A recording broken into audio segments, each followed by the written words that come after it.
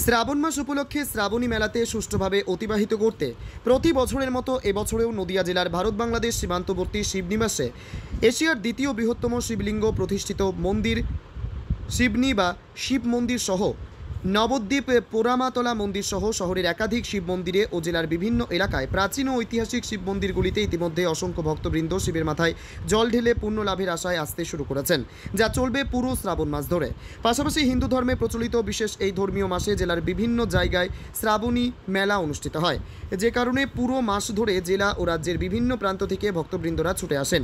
শ্রাবণী মেলাকে সুষ্ঠুভাবে পরিচালনা করার লক্ষ্যে ও দূরদূরান্ত থেকে আসা ভক্তবৃন্দদের সুরক্ষার পাশাপাশি সামাজিক ও প্রশাসনিক ব্যবস্থাকে বজায় রাখতে আজ দুপুরে কৃষ্ণনগর পুলিশ জেলার ব্যবস্থাপনায় রবীন্দ্র ভবন সাংস্কৃতিক মঞ্চে অনুষ্ঠিত হল শ্রাবণী মেলা সমন্বয় সভা। উপস্থিত ছিলেন রাজ্যের মন্ত্রী উজ্জ্বল বিশ্বাস সহ নদিয়া জেলাশাসক ও কৃষ্ণনগর জেলা পুলিশের এসপি সহ নদিয়া জেলা পরিষদের সভাধিপতি, এছাড়াও অন্যান্য জেলা আধিকারিকেরা। এছাড়াও ছিলেন বিভিন্ন মেলা কমিটির সদস্য ও সাধারণ মানুষজন। মূলত যেসব এলাকায় প্রচলিত প্রাচীন শিব মন্দিরগুলিতে ভক্তবৃন্দদের আগমন বেশি ঘটে, সেই সব এলাকার স্থানীয় থানার আধিকারিকদের নিয়ে আজ এই প্রশাসনিক সভাটি অনুষ্ঠিত হয়। পুরো পর্বটি সুষ্ঠু ও শান্তিপূর্ণভাবে পরিচালনা করতে সংশ্লিষ্ট থানার আধিকারিকদের নির্দেশ দেওয়া হয় কৃষ্ণনগর জেলা পুলিশ ও নদিয়া জেলা প্রশাসনের পক্ষ থেকে।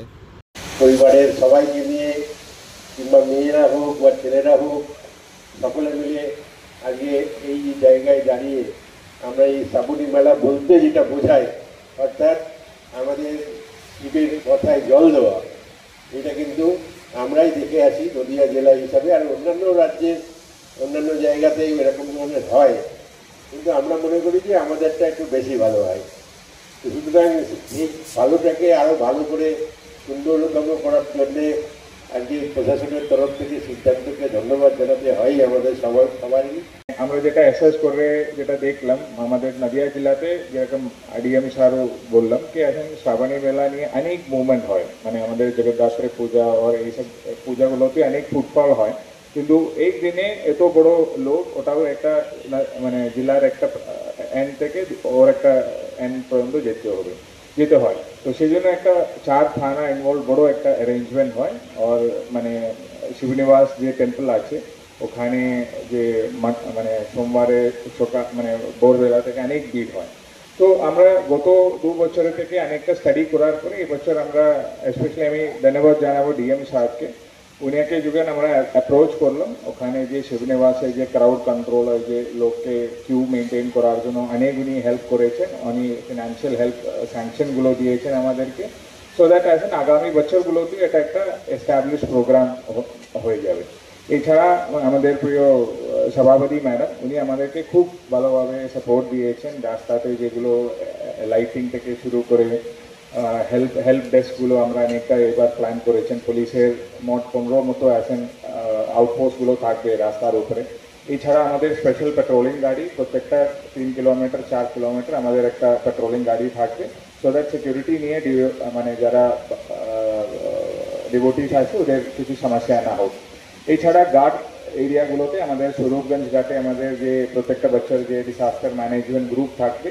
এছাড়া শিবনিবাস মন্দিরে আমি অলরেডি বললাম যে প্রত্যেকটা বছরের মতো নেই, এবার আমরা proper queue management, CCTV coverage এগুলো অ্যারেঞ্জ করছেন।